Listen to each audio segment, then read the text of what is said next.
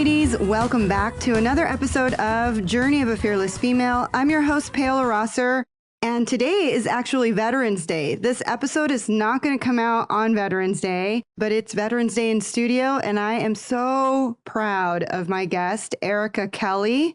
Ericka Kelly is a native of Guatemala and a resident of California. She was 12 years old when she arrived in the United States for a new, successful future. She is a John Maxwell certified professional speaker, executive coach, and trainer. In this position, she is a global professional where her leadership skills are utilized to add value and to develop companies in their effectiveness and production goals. She helps thousands of leaders to become better communicators, to establish trust and credibility with others. Her coaching skills and mentorship allows individuals to realize their own potential and to achieve greater goals for themselves and the companies and organizations they work for. Ericka Kelly was also the 17th Command Chief Master Sergeant for the Air Force Reserve Command and the Senior Enlisted Advisor to the Chief of the Air Force Reserve. Under her role as a Command Chief, Ericka Kelly represented the highest enlisted executive level of leadership in the military. She advised the commander on all issues regarding the readiness, training, welfare, morale, and proper utilization and progress of more than 74,000 civilians, enlisted officers, active duty, and reserves citizen airmen, serving at more than 60 military bases worldwide. She also provided direction to the Joint Reserve Forces and represented her interests at all levels of government, other military branches, and in joint strategic and operational war-fighting environments. Everybody, please welcome Ericka Kelly. I want to know who she is. Isn't that incredible? Oh I mean, gosh. I got goosebumps, seriously, saying your bio. Because to think that you were this 12-year-old little girl from Guatemala, and I'm sure you didn't speak English, and you did all of that in your bio, that is incredible. Thank you. You truly are a fearless female, and on top of it, a veteran. I am. All of us are so glad that you have served our country. So tell us about your journey. Well, before I do that, I just want to say that I am truly honored for the invitation, truly honored to be across from you and to just have this amazing conversation. Oh, thank you. Yes. Thank you so much. It sounds pretty amazing when you look at the military career and also you look at me as a public speaker now. But you're right. The 12-year-old child that came to the United States was very afraid, did not speak English, and had to deal with all kinds of self-limiting beliefs in which fear, I think, was my best friend for many, many years. But if I can even back it up a little bit and not talk about, and I will talk about that 12-year-old, but let me talk to you in the audience possibly about the 5-year-old. So my earliest memories as a child are of my mother and my 2 brothers. I remember their laughter and running, playing under the warm rain of Guatemala. But things changed when my mother left. I was 5 years old, my brothers 4 and 3. When my mother walked away from us, she locked the door from the outside. We lived in a decrepit shack. You guys were 5, 4, and 3 years old. We were. She just locked you into a shack. Yes. Was she coming back or no? Well, she left us in complete darkness. Mm-hmm. And when I tell the story of that 5-year-old little girl, sometimes I skip a lot. And I just say that my brothers and I were in that room for 7 days and that my grandmother rescued us. Wow. And my grandmother became our mom. And our mother, she just faded from our memories. Really? Until years later, I was already 12, there was an earthquake in Guatemala, big enough that it made the news in the States. Wow. And my mother lived in California with her new husband. So she saw it on the news. She saw it on the news and she told her husband that she needed to go see how her mom was doing because she failed to tell her husband that she had 3 kids. No way. Yeah. So she came back And with her husband or by herself? By herself. She came back by herself, and she saw the conditions that we were in. Now, this is after the earthquake. We lost the little shack that we had, and our home were 4 sheets. Wow. 4 sheets in the middle of the street is where we lived. And we were fed by the Red Cross, the American Red Cross. And that was really my first exposure to America.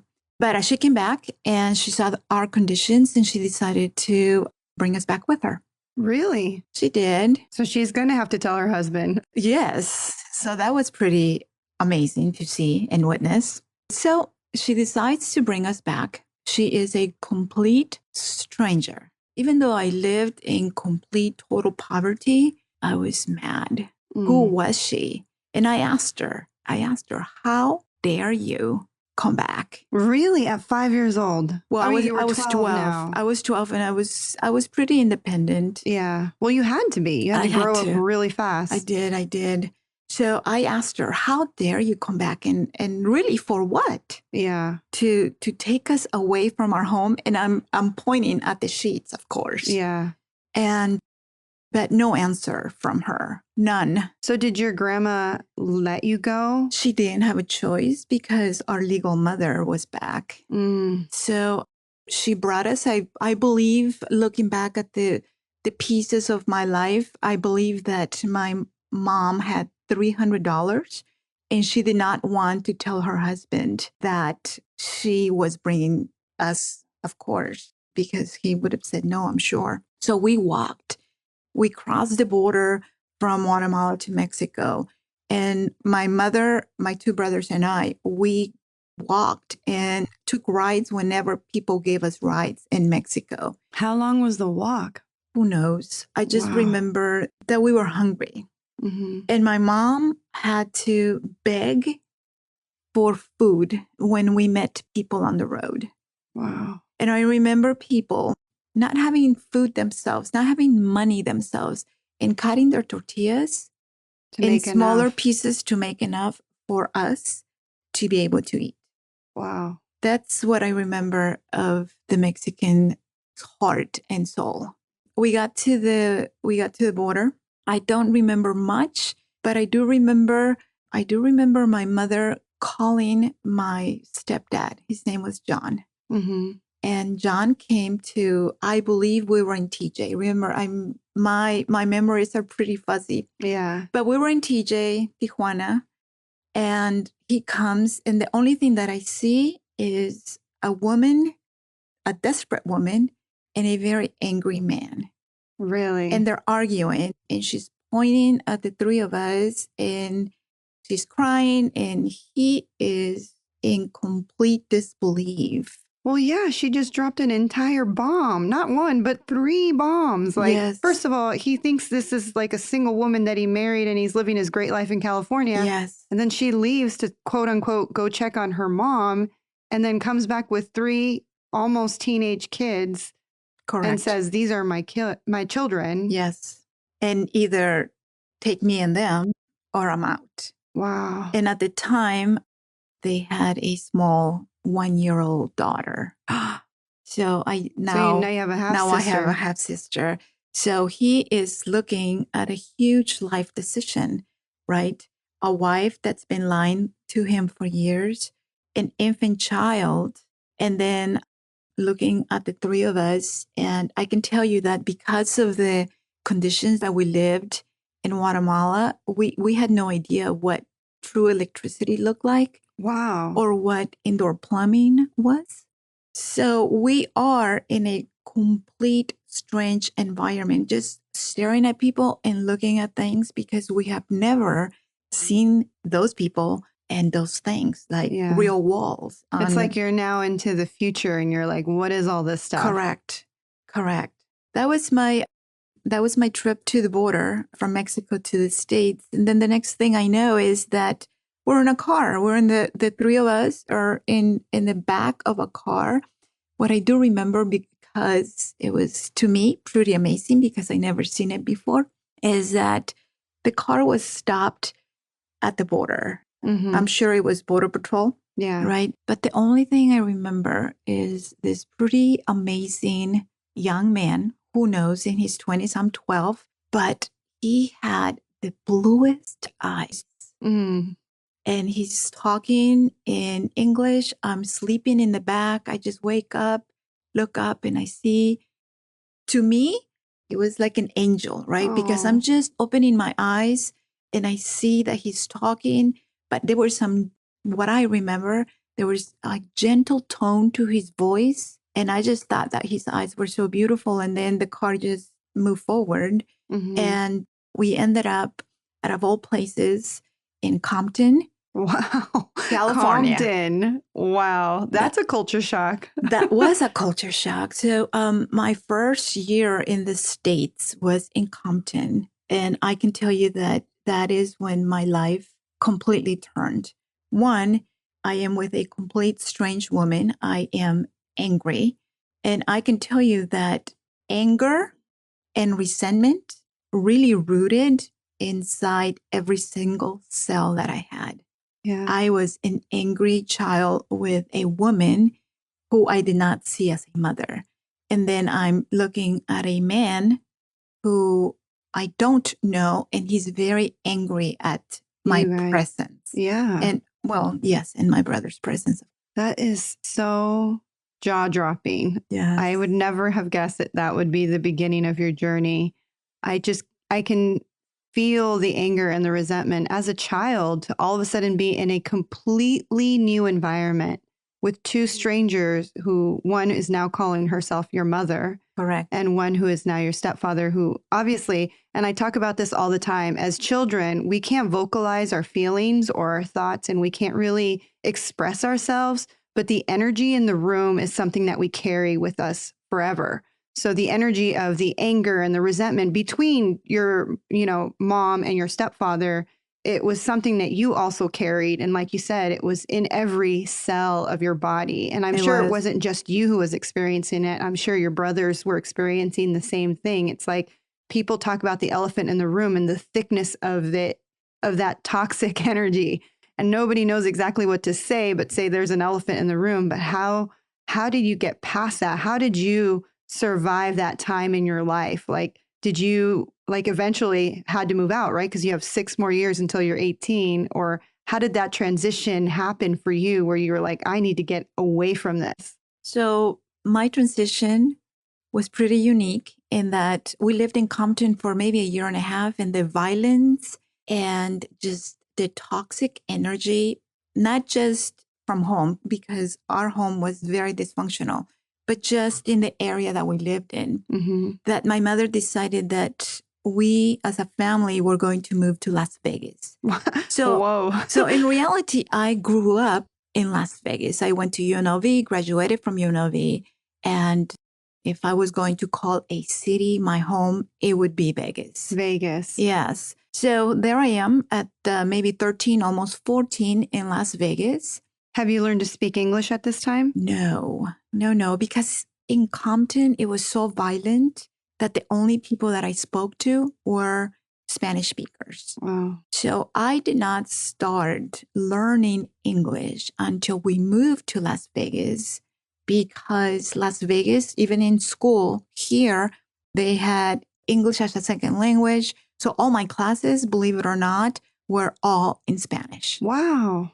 Crazy. Yeah, but that they is were crazy. And when I look back, I think that, and this is just my opinion, but I think that they did a disservice because it never forced me to learn English, because I was in a comfort bubble. I was so comfortable with the language. I completely agree with that because growing up, I spoke Spanish until I went to elementary school. Yes. And me and my sister, who's only a year and a half older than me, and I think they did do a disservice, is my sister Lilia was placed in English as a second language, and when her classes were primarily Spanish. Yes. And I was placed in, English only classes.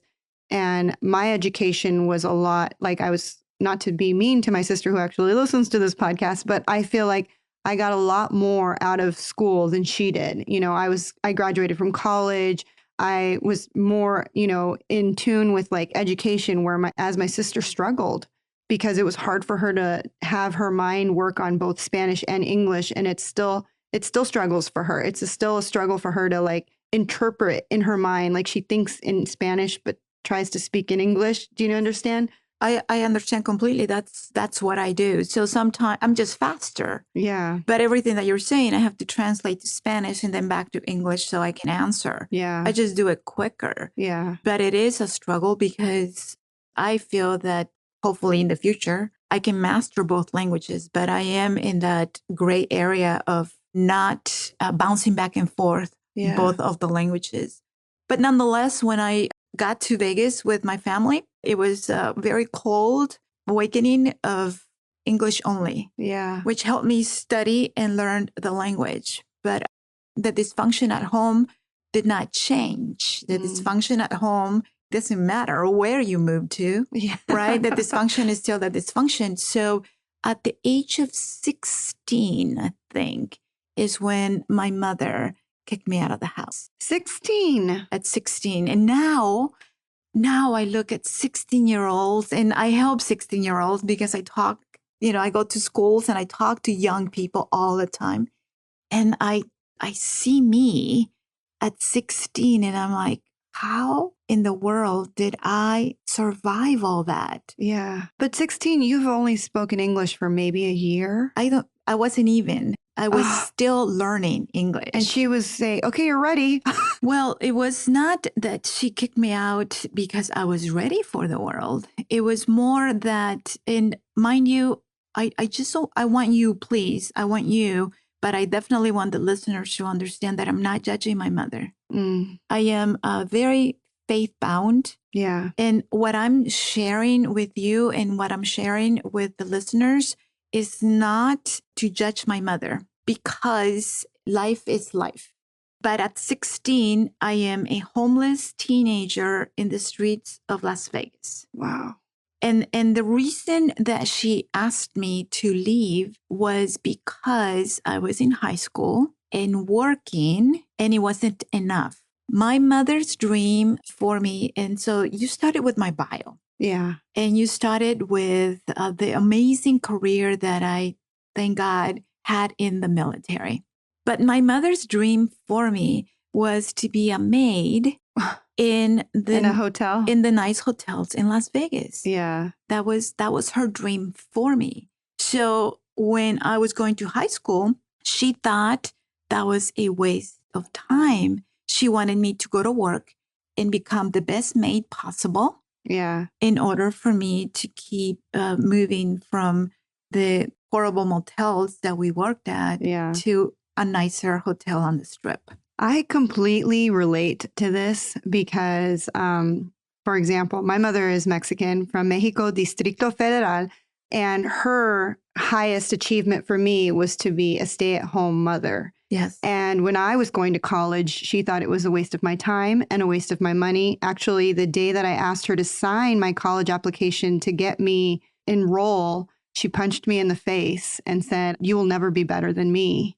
And, I look back and I had a lot of bitterness and anger towards my mother. But now looking back, my mother only did the things she did because that's all she knew. Correct. For herself, like her mindset was so limited and she only knew what she knew. And in my culture, by the time you had your period and you were 15 years old, you were considered a woman. That's right. You were considered a quinceañera, and now you're ready to find your husband and start having babies and be a wife. But it's completely different now because back then that's what they believed. And it's crazy because people don't understand that that's the cultural belief. Like, now that you have a job and you're 16 and you can speak a little bit of English, you're ready to fly the coop. And if you're definitely not following what I want you to do, I even want you out of my house even more. Like, get out. And that's exactly what happened to me. I got kicked out at 18 and I thought I was like ill-equipped to be out at 18. So for 16, I can't even, 16, my stepson is 16. He can't even take the trash out, like, let alone be out on his own. So what was your first move? Like, when she kicked you out, where did you go? So I was working. I went to work and in the break room, I'm talking to the other maid ladies, Mhm. right? And one of them says, Ericka, just come and live with me. Oh. So Margie is the one who moved her kids to another room, made them share a room, and gave me a room for me to, one, help her with the rent, and that's fine because I was working, but also allowed me to finish high school. That's awesome. So Thank you, Margie. Thank you, Margie. Thank you for all the sure. Margies out there, because I had a similar lady who helped me too. So that's amazing. Yes. But because I was 16, I want to blame that. Because I was 16, I met someone who was 32 years old. And I know flags are going up right now. Yeah. I hope flags are going up right now. Yes. But I met someone that was 32 years old and I thought he was amazing. Yeah. And he was super jealous and he pushed me around and he treated me like crap. And I thought he was amazing because I didn't know any better. Right. So every jealousy, I said to myself, Ericka, he loves you. Otherwise, why would he care so much? Yeah. I never got to see any of the flags. So his name was Scott. So I want to talk about Scott. Let's talk about Scott, Let's talk because I about think we've Scott. all had a Scott in our life. Yes. And I ended up marrying Scott. And now you're how old? I was 20. So you were with Scott for 4 years. So remember, I never saw the flags, but I didn't live with him. I stayed with Margie, finished my high school. And after I finished my high school and was working, I got my own apartment, my own Nice. little baby things, Mhm. and still was dating Scott. I got married to him when I was 20. So now he's in his late 30s, Wow. right? And the minute that I married him, I was beaten. I was beaten every single day. Oh. He never hit my face, but he broke, my hands, ribs, and I had bruises really from the neck down, from the age of 20 till the age of 26. And between 20 and 26 is where the Air Force comes in. Okay. Because I wanted to be in the military, but because I was 16, homeless, and had to take a break from high school, I couldn't join. Mm. And then I'm in this very violent, horrible relationship, and I don't see a way out. Yeah. And now I'm, let's say, 22. Mm-hmm. I'm 22. I'm watching a commercial on TV that says, join the Air Force Reserve. And I'm thinking, I like it. I like it. So Did you think it was your ticket out? Because something in me woke up. Mm. Right. I was pretty controlled. Everything was controlled. My hair was long and black like yours. Mm-hmm. And every morning I would have to ask Scott, and I never asked Scott or honey or dear. I would call him sir, always, Wow. sir, how do you want me to wear my hair today? And he would have to say long or up or braid. He would tell me, do you want me to wear makeup? What do you want me to wear? And he would tell me what clothes to wear, how my face would look, and what my hair would be. Wow. And I would go in the kitchen, get water, only water. Let me say that again, only water, because I would have to go back to him and ask for permission to see if I could eat that day. Unbelievable. Now, did Scott start off this way, or was he super sweet and super kind in the beginning of your relationship, and then all of a sudden his devil horn showed? Yeah, he was a masterpiece of manipulation, right? So he was very kind, very protective. Yeah. And when the protectiveness became more, I just didn't see it. But he knew your story, right? He knew your background. So it was almost like he was a predator searching for the perfect victim. There's no doubt in my mind that Scott is a predator. Mm. And I don't even know if he's alive now or not. But after I was able to walk away from that marriage, he ended up marrying a young lady from Colombia that I'm sure went through the same thing. So that's the situation that I was in. I was asking another human being if I could eat or not. Wow. And I would do it. If he said, you're too fat, and mind you, my frame has not changed. I have the heaviest I have ever been I'm 5'2" or so. And the heaviest I have ever been, and this is with being pregnant, is 125. Wow.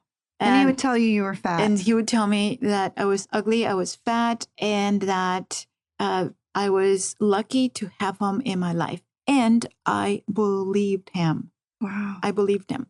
I saw the commercial, and now you know the situation. So he's reading a newspaper, and I say, "Sir, I just saw a commercial about the Air Force Reserve, and I was wondering, say it fast. I don't have time. Get the hell out of my face. I was wondering if I can join. It's going to be part-time on the weekends, and I get to be in the military if they take me." And he said, "Do the effing you want." So you're like, yes, let's get out of here. To me, that was permission. The next day I went to the recruiter. I did whatever I needed to do in order to take the test and the medical. And in reality, that was the first time. And maybe there was other times in my life, but it's the first time that someone or something, Air Force, someone in the Air Force gave me value. It was the first time that someone said, "You're good enough to be part of our team." That's incredible. It's crazy as a child, like that's all we ever want is to be told that you're worthy, that you're lovable, that you're wanted, and that you're good enough. And you didn't get that from your parents. You didn't get it from your stepfather. You definitely didn't get it from your husband. So you got it from the United States Air Force. Amen. Yeah, it was pretty magnificent because everything in me changed. And I decided that if the Air Force was going to trust me, if the Air Force thought that I was worthy of wearing a uniform, that I would be grateful for the rest of my life to this nation and for the rest of my life to every single person that wears a uniform. Yeah. And so it's pretty awesome that when we were playing back and forth on when are we going to do this amazing interview, that it ended up being today. Yeah, Veterans Day of all days. Yeah. Now, take us to that moment when they hand you your uniform. And I mean, and you're about to put it on. And as you see it like laid out, I don't know if it's on a bed or on a table. And I could just imagine you seeing it and just feeling this like awesomeness of like, oh my God, I'm going to put this on. And you're going to be a part of something so incredible that has such legacy. What was your feeling? Because you've been wanting to be a part of the military and now you're finally there. I am there. So things don't work as pretty as you just described them. Okay. Because what you just described sounds super, super cute. Not so much. Oh. You are put in a bus when they pick you up from the airport and you are taken to a base. And there's some pretty mean looking individuals screaming at you to get out of the bus and to get into a dorm. And the uniforms come later. You earn the uniform. Oh. So they just throw you in this open bay with, who knows, maybe another 50 other females. And so this is where the miracle happens.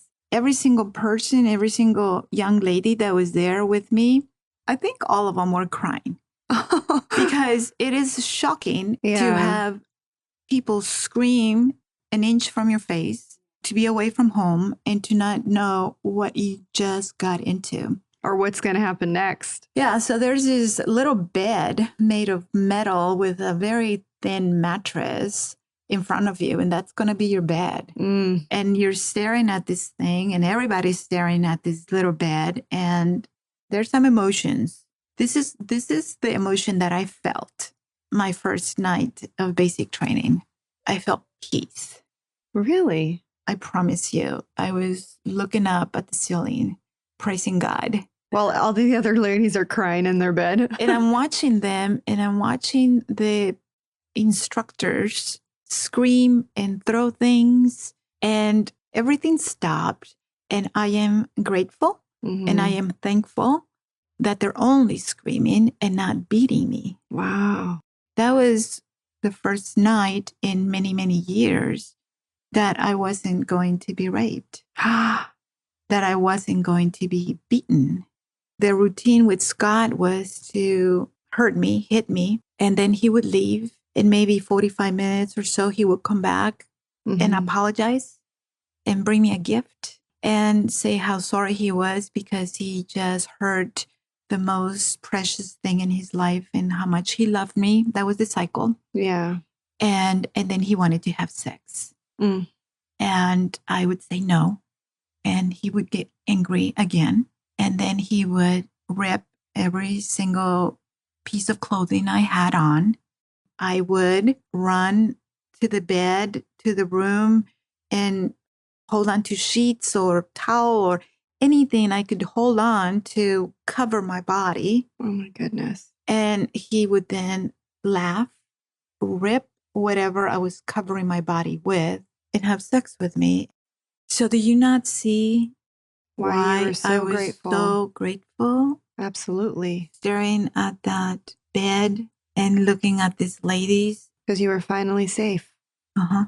And do you not maybe see how grateful I am to be where I'm at now? How grateful I am to say I'm American. Yeah. That I served 32 years. I went to war, came back, went to war again, and I did it with pleasure. I did it because I wanted to. Wow. That is so incredible. Like, I can't even, my heart is like beating out of my chest because I'm like, that is so incredible. And to sit across from you and know that you've endured all that and you're still sitting here with a smile on your face and just like thankful that you survived it, and not just survived it, but like with a heart of gratitude, you did it.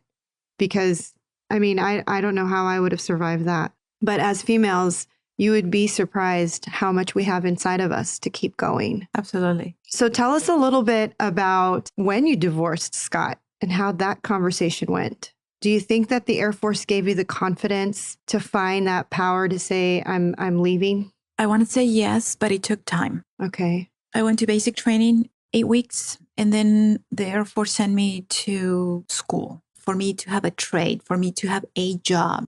And my job was to be a medic. So I became a medic in my first 10, 15 years in the Air Force. But nonetheless, here I am with courage, with strength, with value, finally, with a little bit of worth, self-worth. And I am at the airport in Las Vegas with my duffel bag, back from training. And I was tired. I was sleepy. I was tired. I was nervous. So what I did is I leaned my body on the duffel bag and I just rested my head on the duffel bag and I closed my eyes. The next thing I know is Scott is grabbing the duffel bag from underneath me. Mm. So he pulls it from me and I go forward. And that was my wake-up call. Really? That I was home. Yeah. Right? He has not changed and he's ordering me to get in the truck. And then he starts screaming at me, almost making him go around the airport twice because I wasn't looking for him. And he is wasting his time picking up his wife from the airport. So I knew that there was going to be consequences when we got home. And there were some consequences, but for the first time ever, I pushed back and I said, no more. The problem was that I already described that I'm 5'2", and then maybe I was 110 pounds. And he was a powerlifter. So me pushing him back was like a feather, and it just made him angrier. So I wish I could tell you that, boom, I was back and I had the strength to leave, and here I am. No, my friend. It took forever. I think that within a month, my courage and my worth and my strength and all the things that the Air Force had built in me, I don't want to say diminished because they stayed, but the light went out because I was back in the same routine as before. Oh no. I was within a month, I was in the same routine of asking permission. The only saving grace that I had was that I had my Air Force weekends. Yeah. And on those 2 days out of the month, maybe more sometimes, I had people that fed me and people that appreciated me and people that told me that I was worth something. I never, I do talk about Scott now, but I didn't talk about Scott then. I had the mask on that everything was fine, even if people saw bruises on me. He was a power lifter. I was a power lifter. If people saw bruises on me, it was because I was at the gym and I was working out with the guys. I was just about to ask you that if you had opened up to anyone about what was really going on behind closed doors. No. Not my family, not anyone. Yeah. Not anyone. I can relate to that. I didn't tell anyone about my abusive ex-boyfriend. I just pretended everything was great. I did for years. And even after I divorced him, I did not talk about it. I am beginning to feel comfortable talking about it now. And I think it has to do with sometimes we think that we are helping others, but in reality, those others are helping you. I started talking to women's groups and, like you said, share my story. And it's my story. So it's comfortable in parts telling it. But when I meet women or I meet abused children or I meet young people, men and women who are struggling with what's next in my life, I can tell those stories and I can see that they also have a story. Yeah. And I also learn from them. So I get strength. I get strength by telling my story, but I also get strength from the stories that I hear from people that I spend my life with. Oh, man. I totally resonate with you a lot because I didn't tell anyone anything for a long time. And for a long time, I carried shame and guilt. Yes. And I was so afraid of the judgment because I think I told one friend and she was like, how could you let him do that? How could you allow it? You're so strong and you just have this, I don't understand. And it's just like you don't understand until you're in it. And even the strongest people, strongest women, it's not always the meek woman. It's not always the woman that's like the wallflower that's getting abused. You would be surprised. It's just because we want to be loved so bad. And we don't know what love really looks like. Correct. If you've never been shown what love really looks like, you accept what you think love looks like. And I grew up with an abusive mom, so I accepted that abuse as love. Yes. And I'm sure you were seeking the same love and approval and wanting someone to think that you were worthy. Right. I mean, conditioning is huge, right? The programming that we receive as children will guide us as adults, and we don't even know why we make the decisions that we make. But talking about my mom, I was in my late 20s already. And even though I was out of the house, I continued to work and be in the military and be married. But I continued to help my mother and my stepdad financially. Really? It's cultural. Yeah. Those chains are. My mom tried to ask me for money. I said no. Not I. I said yes, mother. Oh, man. And so even though, and I never stopped. So even though she kicked me at 16, I kept giving her money. Wow. But what I was going to share with you is that even though John was, I don't want to say the best stepdad, I can understand now why he was the way that he was. And he died quite a few years ago, but before he died, we became really good friends. And he was able to change my mind. He was able to sit me down with my arms crossed and angry because he wanted to talk to me about my mom. And I'm like, I don't want to talk about her. Yeah. But he had the courage and the strength to say, sit down. And this is what I want to share. And what I want to share is that my mother was 15 when she was married. Yeah. She was 18 by the time she had the three of us. And what she wanted me to know is that when she left, she did it to survive. Yeah. And that when she locked the door behind her, she did it to create distance, never thinking or imagining that it was going to take 7 days for someone to find us. And I can tell you that John gave me a great gift, and that is that he allowed, I guess I allowed it, but he helped me find forgiveness in my heart. And once forgiveness entered my heart, then I was finally freed. Yeah. And I was able to go back to that decrepit shack in full darkness and hold that 5-year-old and tell her that she was not alone. And I was able, this is forgiveness. Yeah. Forgiveness allowed me to then talk to that 12-year-old. Mm-hmm. I'm trying not to cry. Don't cry. But I was able to tell that 12-year-old not to live in anger for the rest of her life. My mother lives with me. My mother lives with me now. She suffered a massive stroke years ago, and she's a total care patient. I learned not to hold the decisions that a young girl made and hold them against the fragile, right? Yeah. Fragile, sick, small woman that's in front of me today. And it also goes with finding forgiveness for the woman that you were when you were with Scott, and finding that forgiveness of like, because I think about that as I'm sitting here tearing up, it's like finding forgiveness for the child that I was before to the woman that I was in that relationship, because you have to forgive yourself for not knowing better. And like, I love Maya Angelou. She says, now that you know better, do better. That's right. So this has been such an incredible share and journey of a fearless female. But I have to wrap up this episode, even though I would love for you to continue to talk. Ericka, as we wrap up this episode, what would you love to leave with the females that are listening to it right now? Your nugget of wisdom that are possibly going through the journey that you went through or are in the middle of that journey, or what would you say to them? Well, I want to say to all of us, because the message is for me as well. Mm-hmm. And the message is that do not measure who you are by your present conditions.